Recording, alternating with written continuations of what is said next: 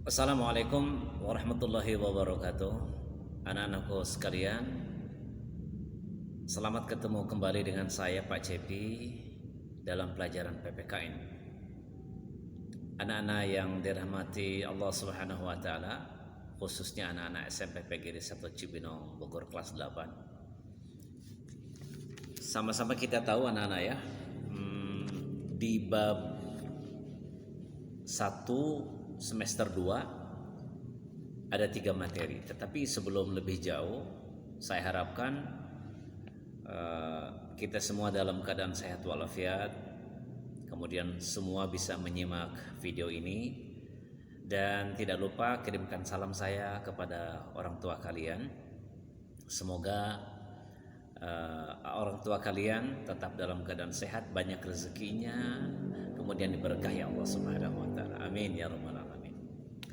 Oke, kita lanjut anak-anak. Di semester 2 ada 3 bab yang harus kita selesaikan. Baik, saya sebutkan saja. Kalian bisa lihat di buku paket PPKN ataupun di LKS. 3 bab di semester 2. Semester 1 dulu juga 3 bab. Sekarang juga 3 bab. Baik. 3 bab yang harus kita pelajari di semester 2. Bab pertama yaitu Kebangkitan Nasional 1908 dalam Perjuangan Kemerdekaan. Bab berikutnya Sumpah Pemuda tahun 1928 dalam Bingkai Bhinneka Tunggal Ika.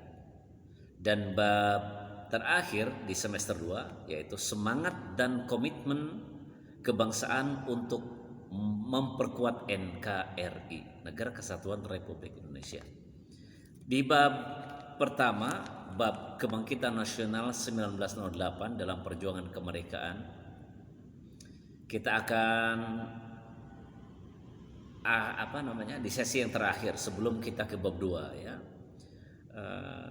Di dalam materi yang kita akan bahas mengenai beberapa tokoh kebangkitan nasional di zamannya.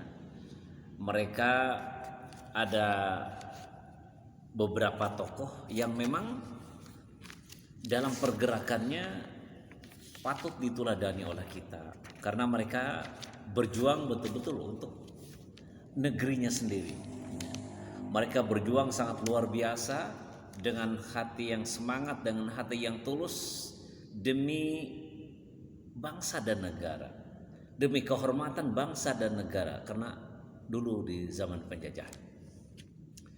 Seperti yang kita tahu anak-anak sekalian, Dr. Wahidin Sudirohusodo ya, beliau adalah seorang tokoh kebangkitan nasional dalam memperjuangkan kemerdekaan. Beliau ini lahir di Yogyakarta tanggal 7 Januari tahun 1852 ya. Beliau di dalam pergerakannya sangat punya cita-cita ingin memajukan pendidikan ya, supaya martabat bangsanya sendiri di negerinya sendiri yaitu Indonesia itu betul-betul terangkat ya, muncul di permukaan. Karena waktu itu ingat, Belanda akan menjajah kita selama kurang lebih 350 tahun. Jangan sampai penjajahan itu terulang kembali. Oleh karena itu, paling tidak kita harus tahu sejarah. Kalau tahu sejarah, maka kita akan hati-hati bagaimana cara memanage negara sendiri. Ya, kita harus duduk di negeri ini sebagai tuan rumah. Oke.